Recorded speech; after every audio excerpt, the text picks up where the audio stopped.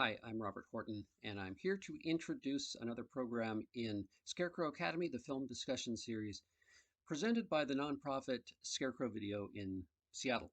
I'm a member of the National Society of Film Critics and programmer historian in residence at Scarecrow, and I'm also very pleased to be able to lead the current semester of Scarecrow Academy, which we are calling The Art in Noir, Film Noir, and the Director. We meet online on Saturday afternoons at 2 p.m. That's Pacific time on Zoom. The meetings are free.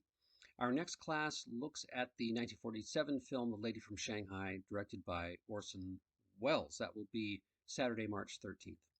You can register for the Zoom by clicking on a link on the page where you are now, probably, or it'll take you somewhere where you can register for that link at the Scarecrow Academy page, and they'll send you the information on how to register. You can also look to see where you can watch the film before we gather. One way, of course, is that you could always rent it from Scarecrow. I'll do a brief intro of the movie and perhaps mention a few things to look for. Usually I do a quick little background on the director in question for that week, but to try to introduce Orson Welles in a couple of minutes, it seems like a very foolish prospect. Let's just say that he was one of the most extraordinary creative personalities of the 20th century. By the way, he's the first American-born director that we are going to be talking about in our film noir series. Many film noir directors were emigre filmmakers from Europe. Wells was born in Kenosha, Wisconsin in 1915. He was raised as a kind of unquestioned boy genius, acclaimed on the New York stage and in radio by the time he was 20 years old. He was on the cover of Time magazine at age 22. That was a few months before he freaked out America with his famous radio broadcast of the War of the Worlds, a Martian invasion that people thought was actually happening at Halloween time, 1938. He was brought to Hollywood and given free rein to create his first film, Citizen Kane, and it didn't take too long thereafter for him to get his comeuppance, at least in terms of Hollywood. This kind of summary starts to sound like the News of the March obituary in Citizen Kane, so why don't we just say that by 1946 or so, Wells was in need of a successful movie, and The Lady from Shanghai promised that it might be exactly that.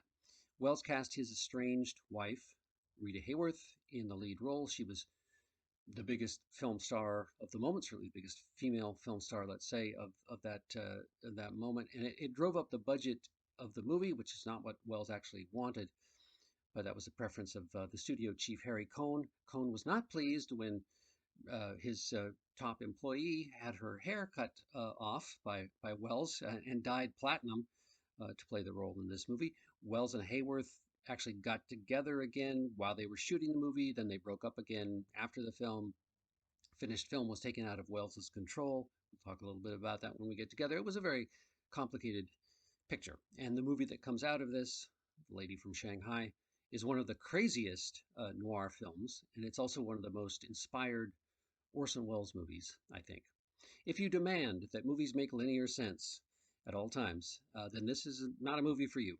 But if you can ride the current from one adventurous set piece to the next, if you have a fondness for bravura exercises in style, and if you're willing to follow along a filmmaker who is trying to reinvent the definition of what a movie is, while indulging in some mirror-gazing metafiction, I guess we could say, well, welcome to the joint.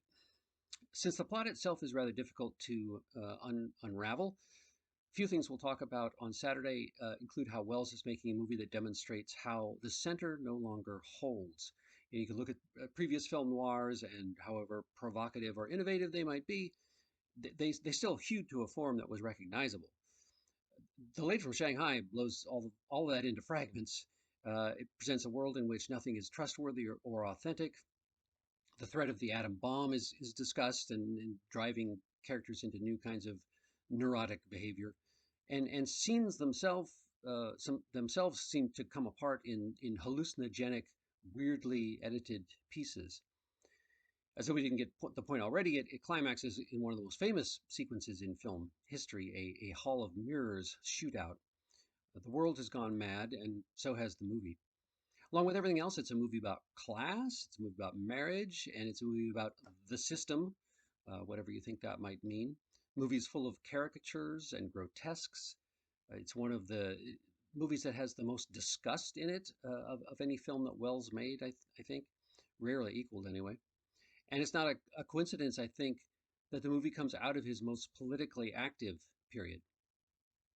In some of our previous discussions, I've tried to make this case that the sort of classic film noir femme fatale is actually herself a victim, and I think you might see that in this movie.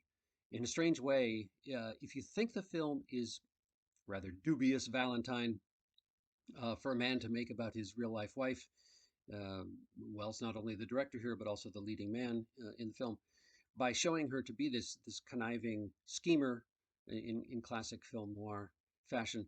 The movie's also pretty clear, I think, about how Rita Hayworth's character is chewed up by the world that she lives in.